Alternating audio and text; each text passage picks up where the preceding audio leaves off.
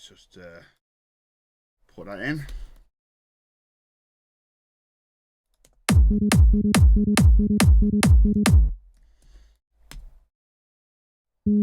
Now with these double beats,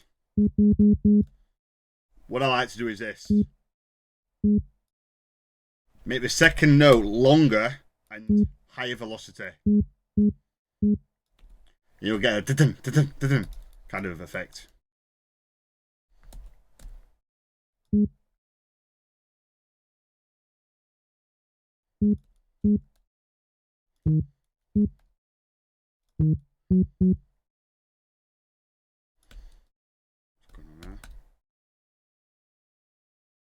Okay.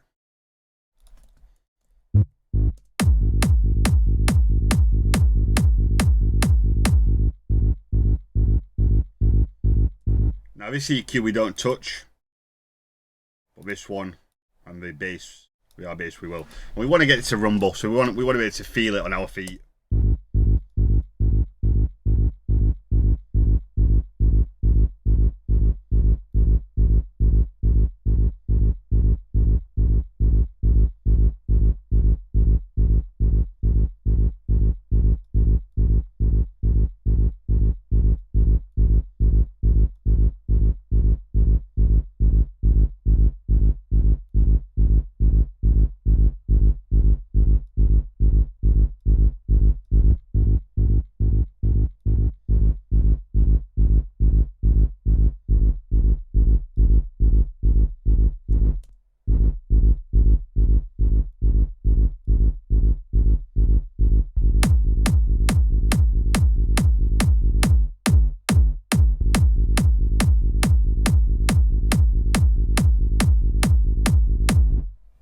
Nice and simple, it's got a nice kick.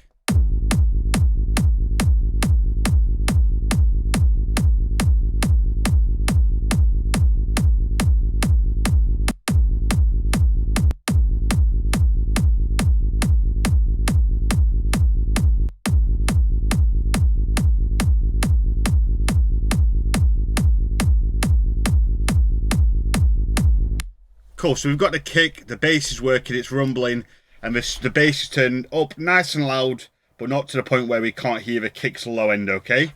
Now let's look at mids. Now we're going to start off with this one. Just the 16ths. But we'll make it a bit more interesting.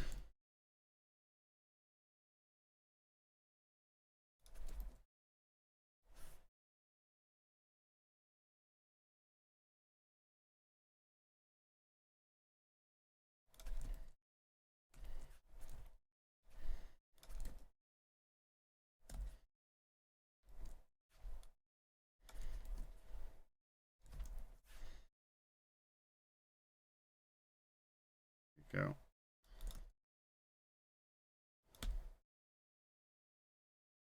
We'll make sure we add a bit of delay as well, otherwise it's going to sound like shit straight away. So we'll solo it and compress it.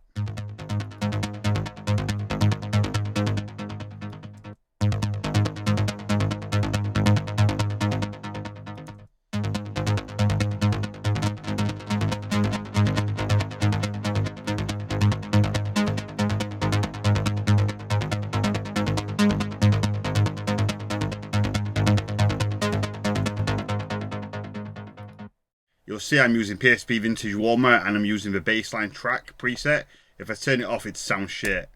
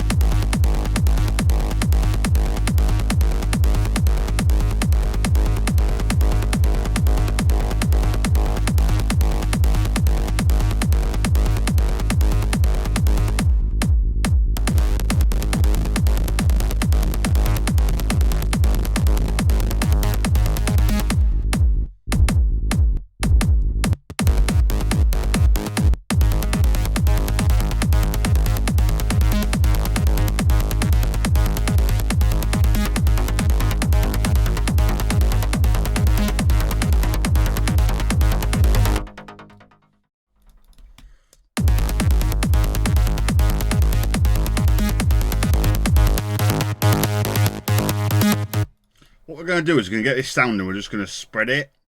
It's quite a nice quality to it. And then we're going to get the same sound, the same pattern without the spread, and just try and get something a bit more rolling.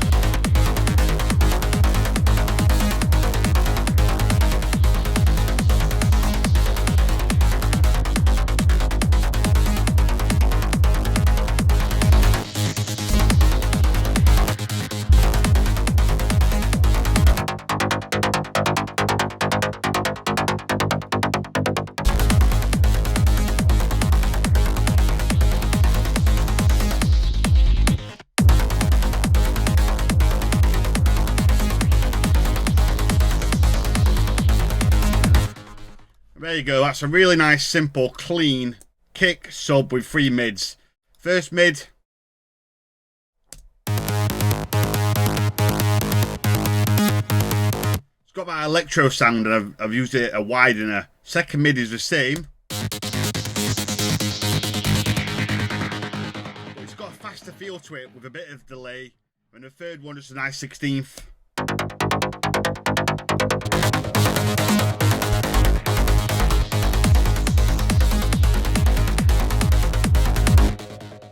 So there you go, just a quick tip into how to make your kicks and your subs. Of course, I might spend more time than that, but we just wanted to run through and do a 10-minute tutorial. As always, if you would like to learn more about production, drop me a line. The email address will be in the YouTube link, or if you're watching this anywhere else, tutorials@AdamEllisDJ.com.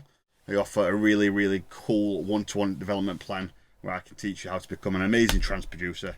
So yeah, thank you for watching, and speak soon.